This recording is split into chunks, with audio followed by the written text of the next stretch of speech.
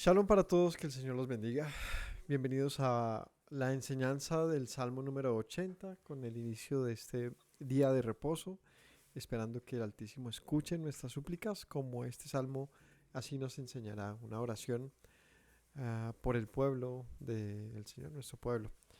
Así que nada, sin más, vamos a orar y a empezar con nuestro corto comentario del capítulo 80 del libro de los Salmos. Padre Celestial, te doy gracias infinitas por que nos permites buscarte, Señor. Te agradezco por tu palabra, porque está presente en nuestras vidas, Señor. Te agradezco que nos enseñas y no estás lejos de nosotros, de los que te invocamos. Te pido, Padre Celestial, que tu palabra alumbre nuestro interior, Señor, y podamos ser direccionados por ti en este día. Te lo ruego en el nombre de Yeshua. Amén. Vamos a hacer lectura del Salmo número 80. Vamos a ver qué dice. Al músico principal sobre lirios, testimonio, Salmo de Asaf. Dice así: Oh pastor de Israel, escucha, tú que pastoreas como ovejas a José, que estás entre querubines, resplandece. Despierta tu poder delante de Efraín, de Benjamín y de Manasés, y ven a salvarnos. Oh Dios, restáuranos. Haz resplandecer tu rostro y seremos salvos. Yahweh, Dios de los ejércitos, ¿hasta cuándo mostrarás tu indignación contra la oración de tu pueblo? Les diste a comer pan de lágrimas y a beber lágrimas en gran abundancia. Nos pusiste por escarnio a nuestros vecinos y nuestros enemigos se burlan entre sí. Oh Dios de los ejércitos, restáuranos, haz resplandecer tu rostro y seremos salvos. Hiciste venir una vid de Egipto, echaste las naciones y la plantaste. Limpiaste sitio delante de ella, e hiciste arraigar sus raíces, y llenó la tierra. Los montes fueron cubiertos de su sombra. Con sus sarmientos los cedros de Dios extendió su vástago hasta el mar y hasta el río sus renuevos. ¿Por qué aportillaste sus vallados y la vendimia, todos los que pasan por ella por el camino? La destroza el puerco montés y la bestia del campo la devora. Oh Dios de los ejércitos, vuelve ahora y mira desde el cielo y considera. Visita esta viña, la planta que plantó tu diestra y el renuevo que para ti afirmaste, quemada a fuego está, asolada. Perezcan por la reprensión de tu rostro, sea tu mano sobre el varón de tu diestra, sobre el hijo del hombre que para ti afirmaste. Así no nos apartaremos de ti. Vida nos darás e invocaremos tu nombre, oh Yahweh. Dios de los ejércitos, restáuranos. Haz resplandecer tu rostro y seremos salvos. Amén. ¿Qué les parece este salmo? Es un salmo que tiene como tema principal ¿qué creen? ¿Qué entendimos? La restauración. La restauración del pueblo. No hay claridad de a qué época se podrá estar refiriendo, con qué asunto, pero aquí tenemos algunas pistas, ¿no? Porque está hablando de una gran calamidad sobre la nación y hace énfasis sobre Efraín, sobre Manasés, sobre José, lo que significa que es una oración desde Jerusalén por la parte del norte de Israel. Cuando se refiere a estas tribus como José, Efraín, Manasés, hace referencia a las tribus más hacia el norte de Israel, que después de el reinado de Salomón y de su hijo Roboam, vino una división, una fracturación que conocemos, pero de pronto no todos. Y a partir de ese momento el reino estuvo dividido en norte y sur. A esos del norte, a las tribus del norte, tuvieron una serie de dificultades y, y de guerras y de, digamos que de inseguridad por las naciones del norte. ¿Saben? Recordamos que nación hizo gran afrenta a Israel, los sirios y los asirios. Los sirios y los asirios fueron esos pueblos más al norte, primero Siria y luego Asiria más al norte aún, que trajeron mucha desgracia y por no decirla la más grande de todas en lo que respecta al norte de Israel, y fue la dispersión. El pueblo fue disperso entre las naciones a partir de ese momento. Israel prácticamente que termina siendo casi que borrado de alguna manera en sus tribus, y al día de hoy se pregunta uno dónde está Israel, ¿no? Las 10 tribus del norte, porque no eran nada más ni menos sino 10 tribus, que generalmente se le conocen como José o como Israel. Entonces, la oración de que se plantea aquí, en la cual menciona, eh, destrucción y menciona haber sido quemados o haber sido destruidos, nos puede hacer pensar que puede hacer referencia a alguna de las invasiones que vinieron sobre el norte, entonces de los sirios o los asirios. Eso simplemente como contexto. A pesar de todo, independientemente de la época, el momento en que al que pertenezca este escrito, es una oración desde Israel para Israel. Ya sea que la nación estuviese dividida o no, es un pueblo que reconoce a su propio pueblo, a pesar de las divisiones. Y viendo el desastre que acontece en la misma nación, viene este salmo que tiene una parábola muy hermosa acerca de una viña que nos va a recordar a otro pasaje de la escritura.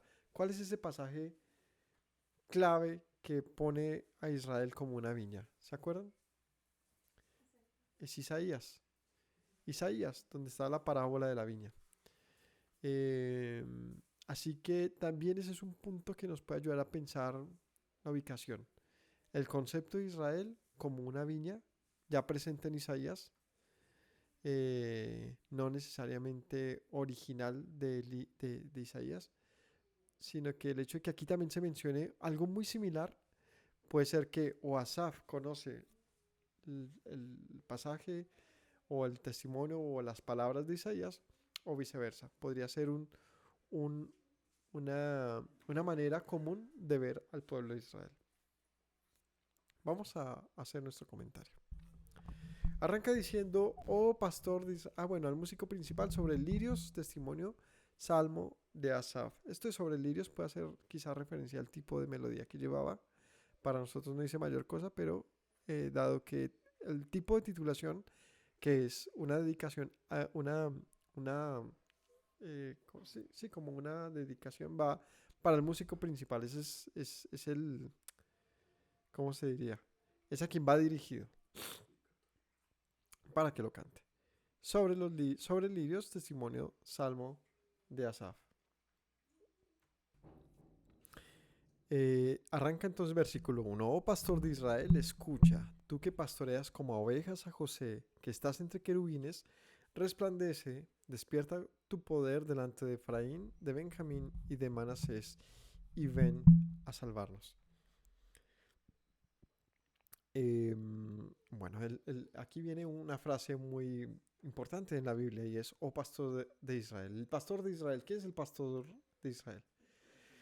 Es un título.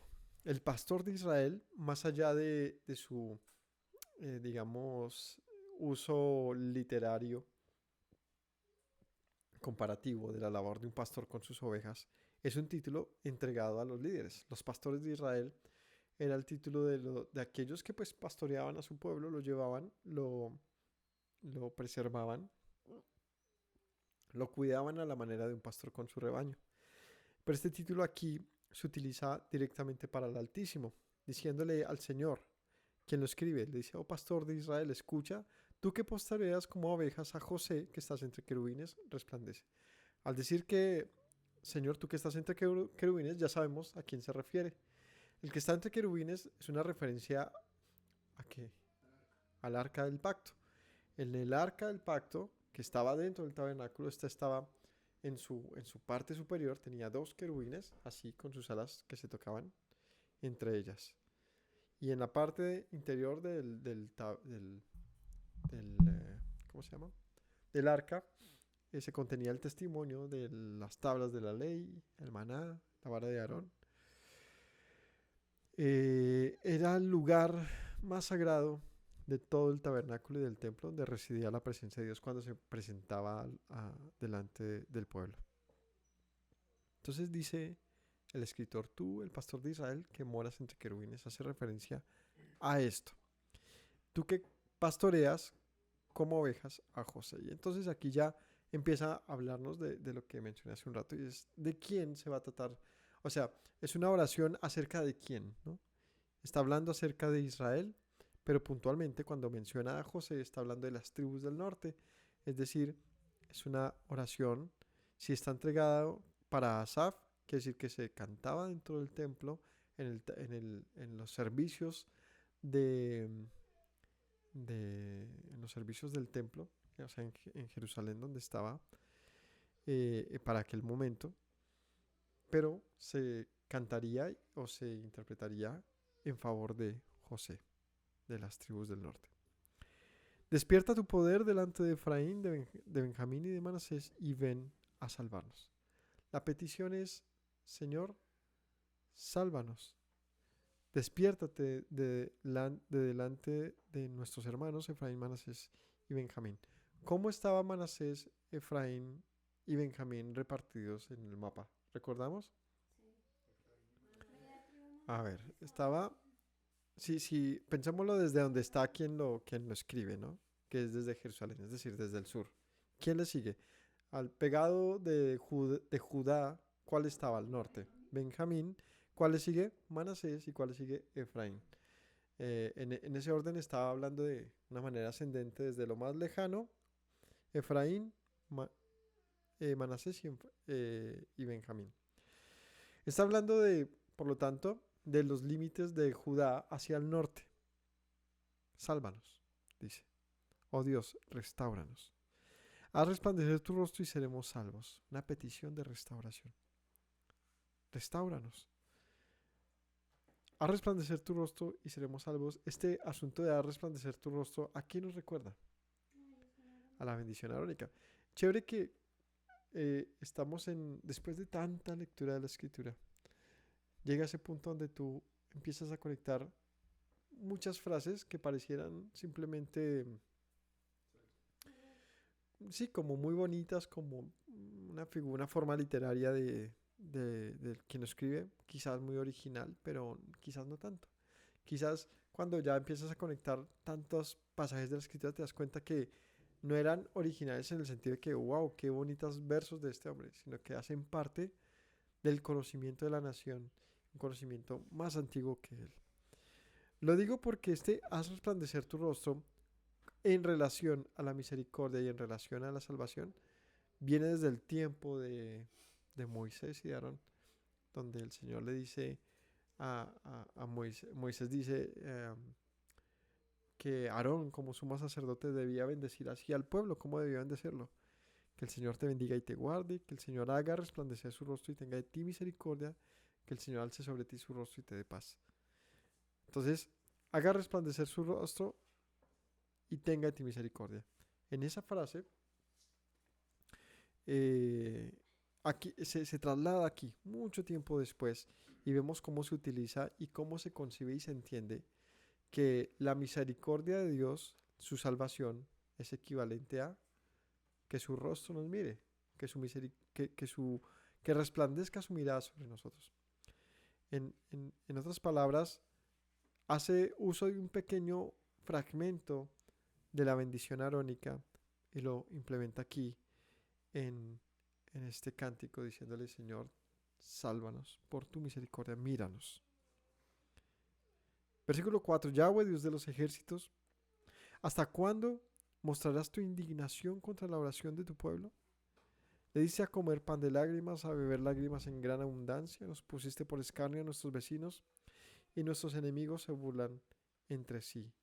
Oh Dios de los ejércitos, restáuranos, haz resplandecer tu rostro y seremos salvos. Y repite la misma frase de antes. ¿Qué pasa? Él habla como Daniel cuando estaba en Babilonia. ¿Cómo hablaba? Perdónanos. Y se incluye, ¿no? Porque alguien puede decir, bueno, pero no que está hablando de las tribus del norte, porque él se incluye. Pues porque es su pueblo. Una manera bíblica una manera bíblica de orar por nuestro pueblo es hablarlo incluyéndonos. Digamos que bíblica en el sentido de que encontramos ejemplo de eso. Sí, hay un ejemplo de cómo se hace. ¿Sí?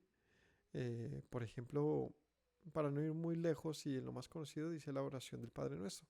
Perdona nuestras ofensas, perdona nuestras deudas. Eh, ¿Por qué no decir perdona mis ofensas y mis deudas, no?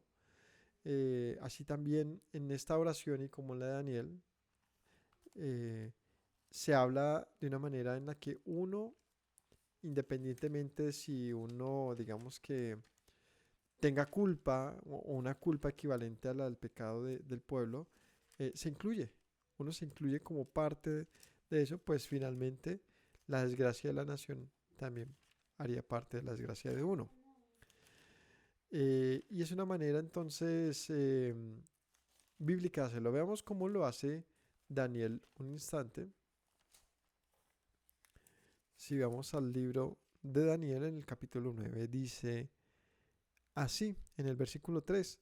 Volví mi rostro al Señor buscándole en oración y ruego en ayuno, silicio y ceniza, y oré a Yahweh mi Dios y confesé diciendo, Señor grande, digno de ser temido, que guardas el pacto y misericordia con los que te aman, guarda tus mandamientos. Y dice, hemos pecado, hemos cometido iniquidad, hemos hecho impíamente, hemos sido rebeldes y nos hemos apartado de tus mandamientos y de tus ordenanzas.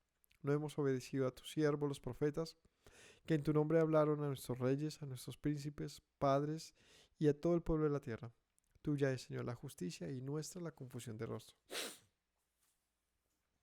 Como en el día de hoy, lleva a todo hombre de Judá, los moradores de Jerusalén y todo Israel, los de cerca y de lejos, en toda la tierra donde los has echado, a causa de su rebelión que contra ti se rebelaron. Oh Yahweh, nuestra es la confusión de rostro y de nuestros reyes, de nuestros príncipes y de nuestros padres, porque contra ti pecamos. De Yahweh nuestro Dios es el tener misericordia. ¿Vemos esa misma estructura? Yo me incluyo y le pido al Señor por su misericordia que vuelva a su rostro. De Yahweh nuestro Dios es el tener misericordia y perdonar, aunque contra Él nos hemos rebelado. Y no obedecimos a la voz de Yahweh nuestro Dios para andar en sus leyes que Él puso delante de nosotros por medio de sus siervos los profetas.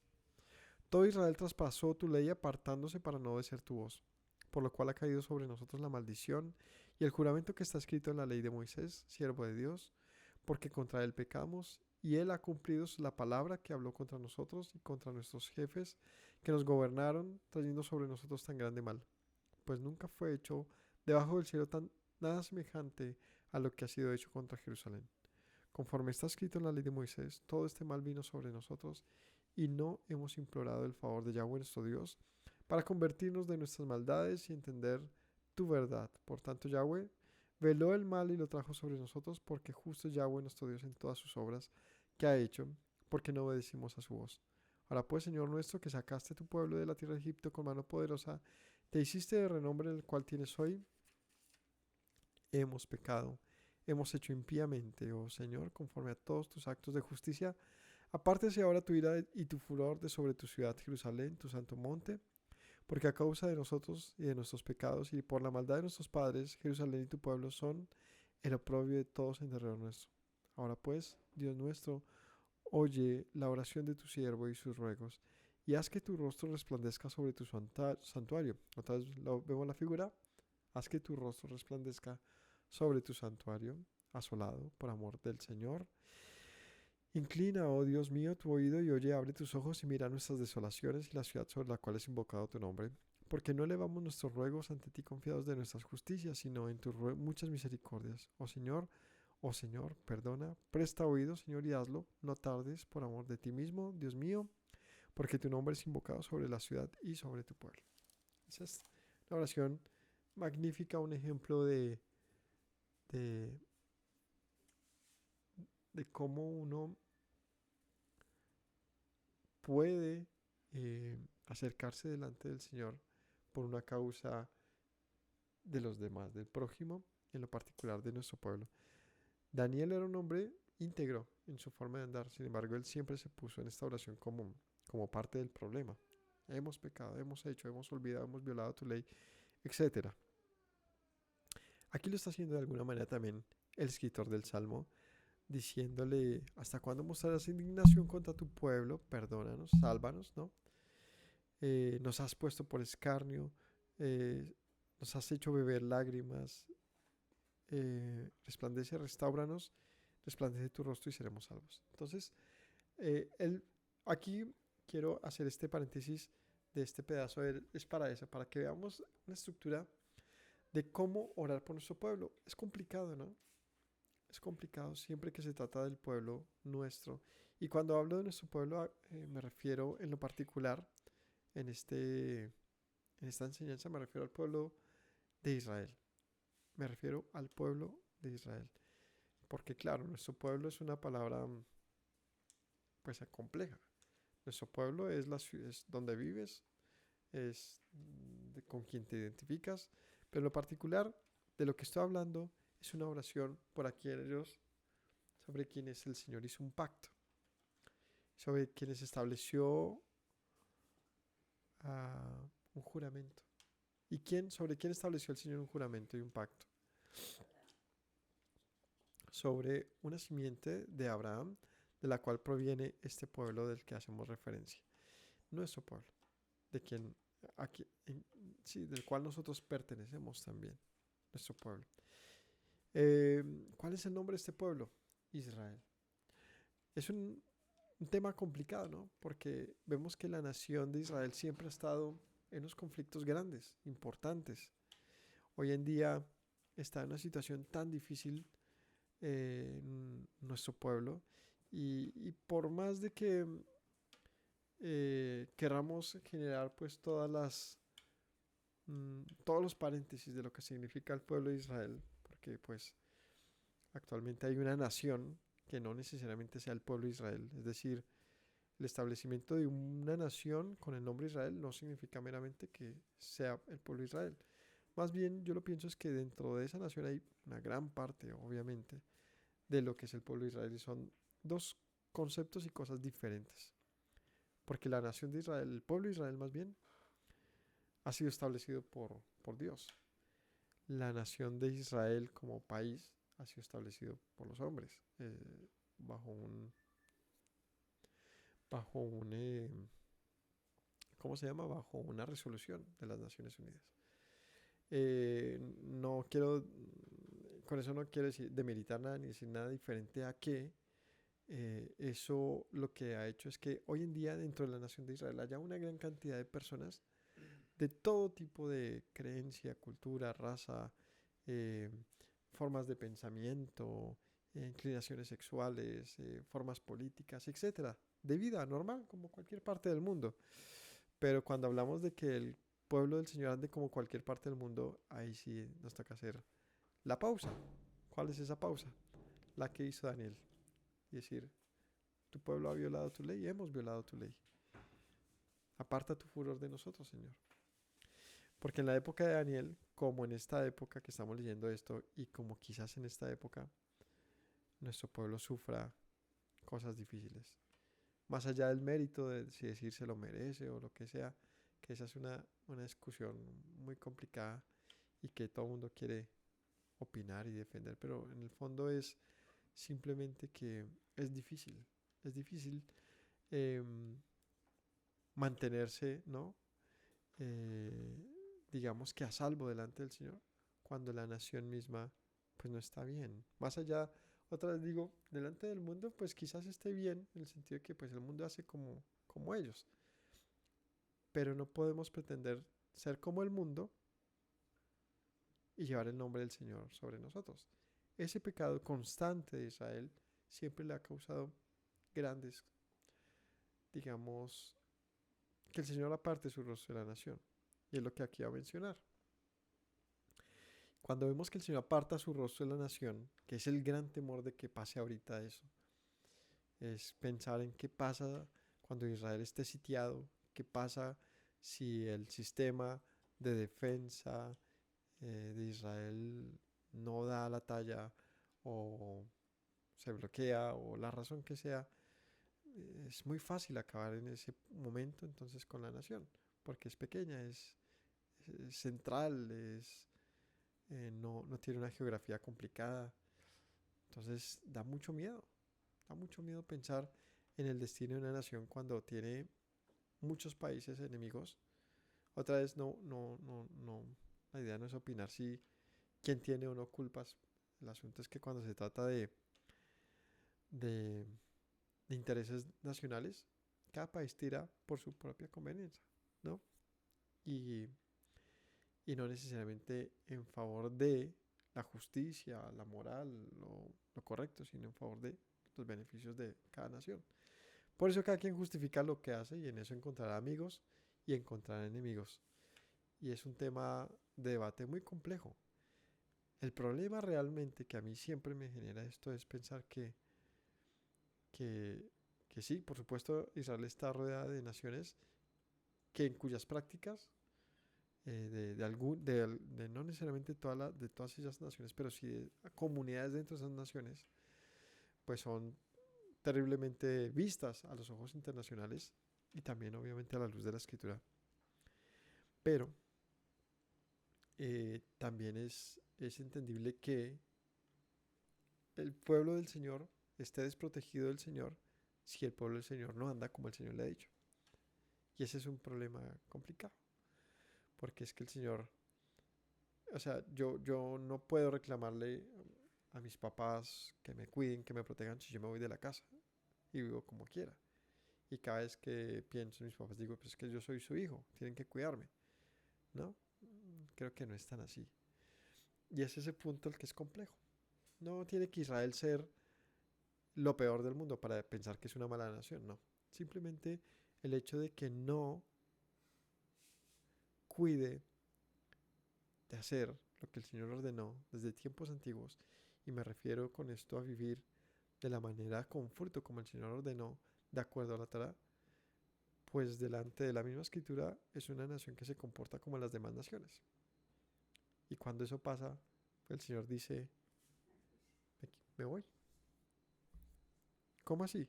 Veamos lo que dice aquí, para que vean cómo es que se pinta. Entonces, como dice acá, dice, ¿hasta cuándo vas a morar indignado contra la oración de tu pueblo? Esta sensación de que te buscamos y no respondes, Señor, ¿dónde estás? ¿No? ¿Dónde estás? ¿Dónde estás? ¿Por qué? ¿Hasta cuándo vas a estar indignado? Si el Señor se indigna contra su nación, ¿por qué es? Por la rebelión de la nación, ¿no? Y claro, cuando vemos la historia bíblica, ¿por qué el Señor permitió tantas calamidades a la nación? Siempre le dijo, porque me cansé de insistirles que se corrigieran. Y ustedes mataban a los profetas que les enviaba yo para protegerlos. A los líderes que yo les levantaba, ustedes los tumbaban. Una nación complicada. Y entonces cuando llegan los males, me buscan y se molestan porque no les respondo rápido, ¿no? Les diste a comer pan de lágrimas, beber lágrimas en abundancia y nos pusiste por escarnio. Nuestros vecinos y nuestros enemigos se burlan entre sí. Y esta es la situación que yo digo que es muy parecida al presente y que es un mal augurio. Entonces, no, cuando piensas en eso es como, como que no quisiera ver esta repetición de esta historia, mm, que ha pasado ya muchas veces. O sea, no es una vez, no, es que ha pasado con tantos momentos de la historia donde la nación se ha sentido invisible, invencible, ¿no? O sea, siempre la nación pensó que no les podía pasar nada, ¿no? Cuando pasó lo del templo decían, ¿cómo es probable que pase eso si nosotros tenemos el templo? ¿No? Cada vez que la nación pensaba que no les podría pasar algo malo, decían, ¿cómo puede pasar eso si somos el pueblo de Dios? ¿Cómo puede pasar eso si tenemos el templo? ¿Cómo puede pasar esto si somos más justos que los demás? Etcétera. Y llegaba la, el momento difícil en que todo se tornaba muy complicado. Y entonces cuando uno ve un patrón bíblico en relación a un pueblo digamos que se enaltece y no se humilla delante del Señor, ¿qué tiene que hacer hoy en día la nación de Israel? La nación de Israel no debería estarse sintiendo tan confiada.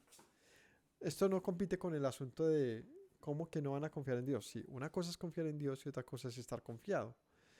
Estar confiado en el sentido de, como cuando Yeshua decía, ustedes dicen que son hijos de Abraham y por eso se creen pues intocables. pero no dan el fruto de los hijos de Abraham. Y cuando es esa situación así, cuando tú piensas que no te puede pasar nada porque eres hijo de Dios, pues ahí hay un riesgo grande y es pecar por un asunto llamado pues altivez. Porque no te das cuenta que sí hay razones para que pasen cosas difíciles. Y por supuesto yo no quisiera que le pasara nada a mi pueblo. ¿Qué debería pasar? Si mi pueblo se humillara, si se humillara a mi pueblo sobre el cual mi nombre es invocado, ¿cierto? Y se apartasen y se convirtiesen de todos sus pecados y restaurasen y ¿cómo se llama? Y pagasen la ofensa, entonces yo volvería a mi rostro y sanaría su tierra. Eso es lo que toca ver y es lo que yo no veo. Y es muy difícil pensar en eso. Lo único que yo encuentro es, ¿estás con el pueblo de Israel o no estás con él? Es como un asunto de bandos. Como que es imposible pensar que a nuestro pueblo le puede pasar algo malo. Lo difícil es no pensar como los profetas. Y es decirle al pueblo, ojo, despiértate, despiértate, despiértate. No te confíes de que no va a pasar nada. Porque la única manera de confiar de que no pase nada es andando bien. Porque el Señor dijo que si le obedecíamos, todo marcharía perfectamente. Pero si no está marchando perfectamente es porque no hay obediencia. Las directrices de los líderes de nuestro pueblo deberían ser esas. Eso es lo que... Es que hay mucha ambigüedad. Pero ¿qué es lo que debió haber pasado en los tiempos? Cuando leemos Crónicas y Reyes, que decía, y reinó tantos años, se hizo lo bueno delante del Señor. Hoy se hizo tantos años e hizo lo malo delante del Señor y murió. Siguiente rey. Y vio tantos años, hizo lo malo y murió. Y si nos fijamos, la mayoría de gobernantes no apartaron al pueblo para hacer lo correcto. No lo separaron de sus malos actos. Al contrario, preservaron lo incorrecto. Pero cuando un líder se levantaba y corregía, ayudaba a la nación a corregirse, la nación vivía un tiempo de paz diferente. ¿Qué deberían hacer los líderes de Israel? Si este mensaje, si esta opinión le merece a alguien, lo que debería hacer nuestro pueblo es humillarse delante de Dios y reconocer que la única fuerza que tiene el pueblo no es su poder militar, no es su poder, no son sus amigos como Estados Unidos. La única fuerza que tiene nuestro pueblo es el Señor, si confía en Él, más allá de su propia fortaleza. Que ojalá los líderes de nuestro pueblo, me refiero a los dirigentes, dijeran al pueblo, ¿saben qué? Vuélvanse a nuestro Dios. Uf, eso puede cambiarlo todo, todo. Pero es que eso no existe, eso no pasa. Porque el conocimiento de Dios es un asunto meramente cultural allá. Me hablo del plano general, ¿no? Es simplemente como aquí hablar de la cumbia, como hablar de un sombrero volteado. Muy bonitas aquí, pa. En Colombia tenemos sombreros volteados. O sea, no pasa nada. Nos identifica, nos parece muy bonito, le damos su respeto. Hablo del plano general, ¿no? Hay grupos, diferentes comunidades tienen valores diferentes para cada uno.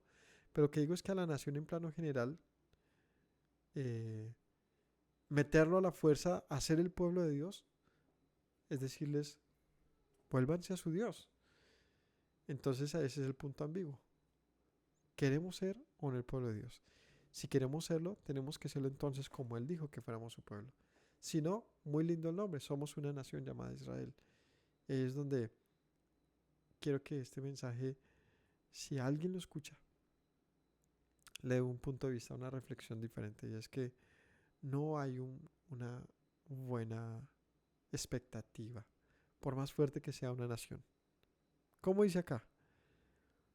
Hiciste venir a una vid de Egipto. Está hablando de Israel. ¿De dónde salió Israel? De Egipto. Como también lo dijo Daniel. Nos hiciste subir de Egipto. Echaste a las naciones y plantaste a tu pueblo aquí. A los cananeos los quitaste y nos plantaste. Limpiaste el sitio delante de tu pueblo.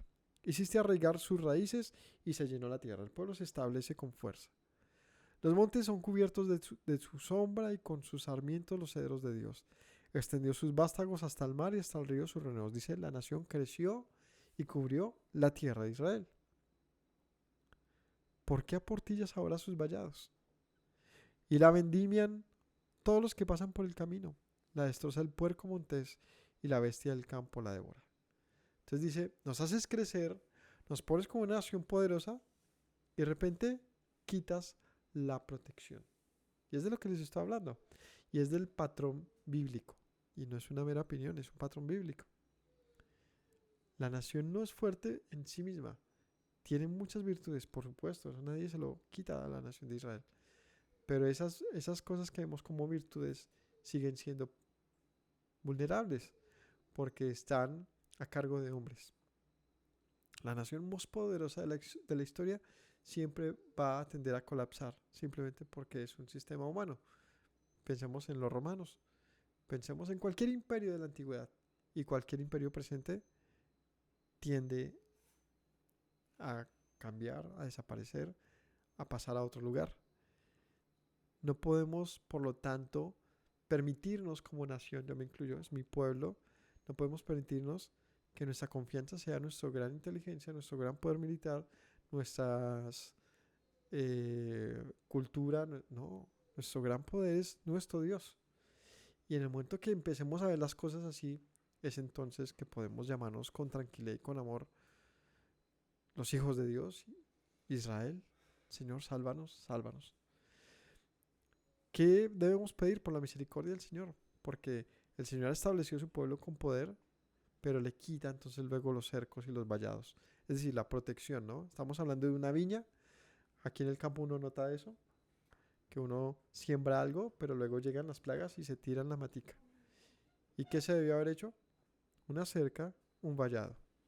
Es decir, haber cerrado la zona para que los animalitos no dañen la planta, ¿no? O la huerta. La pregunta aquí retórica que le hace el escritor al Señor es, ¿por qué quitaste el vallado? ¿Por qué nos has desprotegido? ¿Para qué hacernos crecer y hacernos una nación tan poderosa para de repente quitarnos tu protección y que entonces vengan otros y tomen de nosotros? Oh Yahweh, vuélvete ahora, mira desde el cielo y considera y visita esta viña. La planta que plantó tu diestra y el renuevo que para ti afirmaste, quemada a fuego está asolada. Y le está diciendo, tú nos has plantado para ti, nos has formado para ti, somos tu pueblo, pero ahora que hay de nosotros, estamos quemados, estamos solos, pereciendo por la reprensión de tu rostro. Tú has dejado de mirarnos y solo ha quedado aquí desolación. Sea tu mano sobre el varón de tu diestra, sobre el hijo de hombre que para ti afirmaste. Así no nos apartaremos de ti, vida nos darás e invocaremos tu nombre, oh Yahweh, Dios de los ejércitos, restáuranos y haz resplandecer tu rostro y seremos salvos. Es la tercera vez que dice haz resplandecer tu rostro y seremos salvos. Entonces dice, pon tu mano sobre el varón, sobre el hijo de hombre, para que para ti afirmaste. Aquí hace referencia pues al rey, al líder, dice, levanta un ungido, un rey, un líder que para ti, que ha sido puesto por ti y para ti, para que se afirme, para que no nos deje apartar. Y obviamente es un texto mesiánico porque hace referencia a aquel hijo de hombre, varón, la diestra del Señor, quien él ha afirmado para restaurar la nación. Y es un pequeño espacio para decir, nuestro pueblo tiene que buscar a Yeshua. Nuestro pueblo tiene que buscar a Yeshua y dejar de confiar en su propia. Es que de verdad que yo no puedo dejar de decir esto. El Señor le decía a los fariseos y a ellos, les decía, ustedes confían en su linaje. Ustedes dicen, somos hijos de Abraham y se jactan mucho de quienes son y de lo que han logrado. Pero en aquel día muchos dirán, Señor, Señor. Y yo les diré que no los conozco. Ustedes dicen que son hijos de Abraham, pero no hacen las obras de Abraham. ¿Por qué dicen que son hijos de Abraham entonces? Dios puede levantar a hijos de Abraham incluso de las piedras, dice. Y todos esos textos pues tienen mucho sentido porque lo que está haciendo es un reclamo. ¿De qué nos sirve ser la viña del Señor si no tenemos fruto? ¿De qué sirve la jactancia? Porque Yeshua maldijo la higuera. porque no tenía fruto, porque tenía mucha apariencia. Esa apariencia no nos puede hacer perder el enfoque. ¿Qué tenemos que hacer? Cambiar. Tenemos que pensar en nuestro en nuestra confianza de estar puesta en Yahweh y rogar, como este salmo, a resplandecer tu rostro sobre nosotros y seremos salvos. Pongamos nuestra mirada en Yeshua, aquel ungido que el Señor ha escogido para rescatar a su pueblo, y entonces pasarán grandes cosas. El pueblo de Israel está vivo y está a lo largo y ancho de la tierra, y hay una gran parte de nuestro pueblo allí en la tierra de Israel, pero está tan mezclado, tan permeado por tantas cosas, sistemas, formas de pensamientos, eh, por tantas cosas, que ahorita lo que hay es mucha confusión, y esto resulta en que no sepamos siquiera cómo pensar acerca de nuestro pueblo. ¿Sabe cómo tenemos que hacerlo? Como Daniel y como este salmo, incluyéndonos, diciendo: Señor, perdona nuestro pecado, hemos pecado contra ti, invalidando tus leyes, apartándonos de tus palabras, hemos pecado. Perdona nuestra iniquidad y que tu furor no caiga contra tu pueblo. Haz que volvamos a ti. Pon en tu pueblo, Señor, que nosotros cambiemos, que te reconozcamos, que transformemos nuestra manera de pensar y que la nación de Israel sea digna de llevar tu nombre, porque confía en ti realmente. Esa es la oración que debemos hacer por nuestro pueblo. Esperemos que los días difíciles que aparentemente se vienen, y como tantas veces, pero es que hoy en día tú prendes las noticias y no hay noticia que no hable de Israel en temas bélicos y rodeada de amenazas todo el tiempo, y también Israel en una defensiva y ofensiva muy difícil, también muy ¿cómo se dice? Muy grande, lo que hace que sea muy difícil que las cosas no mejoren, ¿no? Mejoren, perdón. Muy seguramente empeorarán, y es ahí donde nosotros tenemos que seguir orando por el inocente, por el justo, por el que busca al Señor, por aquellos que son portadores del nombre del Señor en verdad, en Israel y fuera de Israel. Familia, que tengan todos una linda noche y gracias por habernos acompañado al estudio de este salmo. Shalom para todos y bendiciones.